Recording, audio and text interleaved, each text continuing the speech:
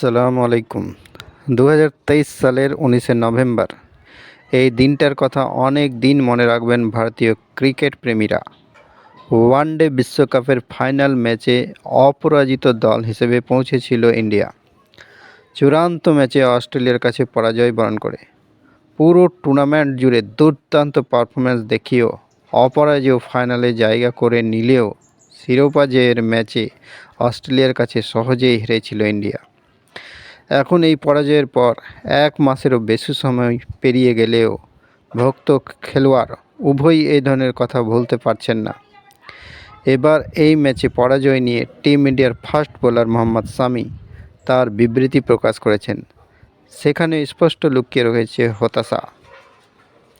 মোরাদাবাদে সাংবাদিকদের সঙ্গে কথা বলতে গিয়ে মোহাম্মদ শামি বিশ্বকাপ ফাইনাল ম্যাচে পরাজয় নিয়ে বলেন, ওই ম্যাচে পরাজয়ের জন্য গোটা দেশের পাশাপাশি সব ভক্তই আফসোস করেন। আমরা টুর্নামেন্ট শুরু থেকে শেষ ম্যাচ পর্যন্ত গতি ধরে রাখার জন্য যথাসাধ্য চেষ্টা করেছিলাম, কিন্তু এটা কষ্ট দেয়, কারণ শেষ পর্যন্ত আমরা ঠিক কোথায় ভুল করেছি বা কোথায় আমাদের খারাপ দিন ছিল তা ব্যাখ্যা করতে পারছি না, অথবা আমরা এমন কি করেছি যে আমাদের এত বড় ক্ষতির সম্মুখীন হতে হয়েছিল। ওয়ানডে বিশ্বকাপে শামি প্রথম কয়েকটি ম্যাচে খেলার সুযোগ না পেলেও নিউজিল্যান্ডের বিপক্ষে ম্যাচে প্লেয়িং 11-য় সুযোগ পেয়ে নিজের জায়গা পুরোপুরি নিশ্চিত করে ফেলেছিলেন শামি। তারপর তিনি টুর্নামেন্টে মোট 7 ম্যাচে 10.71 গড়ে 24 উইকেট অর্জন করেছিলেন, যার মধ্যে তার সেরা পারফরম্যান্স ছিল 57 রানে 7 উইকেট। ওডিআই বিশ্বকাপের সেমিফাইনালে ম্যাচে একাই 7 উইকেট নিয়েছিলেন শামি।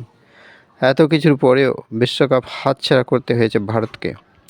বলের পাশাপাশি ব্যাট হাতেও ভারতীয়রা প্রতিযোগিতায় ছিলেন রানের মধ্যে।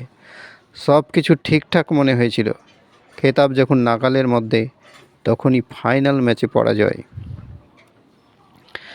এখন দক্ষিণ আফ্রিকা সফরে রয়েছে ভারত।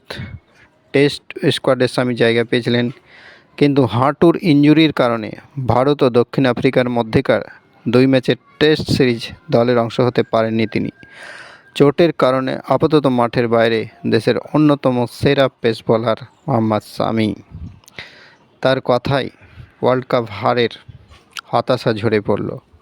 ভিডিও এই পর্যন্তই। থ্যাঙ্কস।